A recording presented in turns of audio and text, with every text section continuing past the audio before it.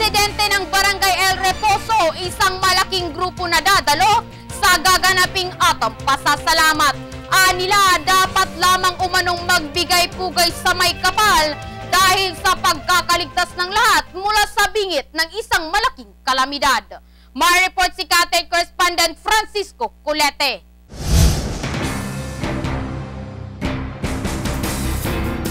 Sa harap ng tila napipintong okasyon na may kaugnayan sa pag-aali ng isang malaking pasasalamat sa Panginoon, ito ang tinatawag na August 31 Miracle o Atom.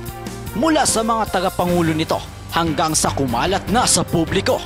Ngayon, nagpahayag ng pakikisa ang ilang mga taga El Reposo dahil ayon sa mga residenteng aming nakapanayam, taos puso silang sasama para magpasalamat sa Diyos sa ibinigay nitong himala.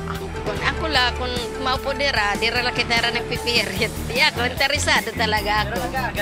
Willing po ako makipag-joy sa August 31 para bilang pasasalamat.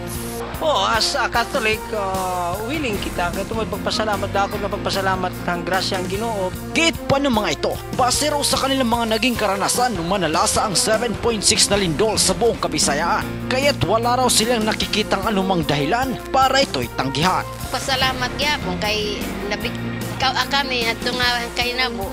Inabot kami nga utapan dito maligi ng bukid ato nga at gabi.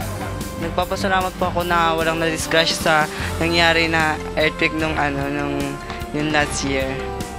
Para pagpasalamat, hinda ko nga pasalamat na waray kita na distroso. Bagamat may trabaho o importanteng lakad, ipagpapaliban lang daw muna nila ito para makiisa sa isasagawang Atom 7.6 Thanksgiving ngayong araw ng Sabado. May ako panahon. Bisan nga ni kun mo naaga, sige nala din ang nagluluto ay Sabado man. Ma-procession kami, katapos ma-attender kami at misa. Ma-join kami ang procession, amo itong may da procession itong 3:30. Katapos, may misa 5:30. Kaya't para rin daw sa di pa nakakaalam, ang ganitong mahalagang kaganapan ay makakaisa lamang. Kung kaya't marapat lang daw na ito ay daluhan ng mga taong nakaranas ng manalasa ang malaking lindol sa buong Kabisayaan, mag-iisang taon pa lang ang nakararaan.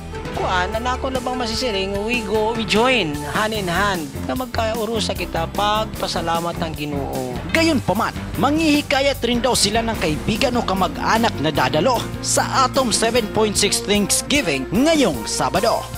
Kasama si Clarice Ubina, ito si Francisco Kiko Colete nagbabalita eksklusibo para sa channel ng Countryside Filipino, Tacloban City.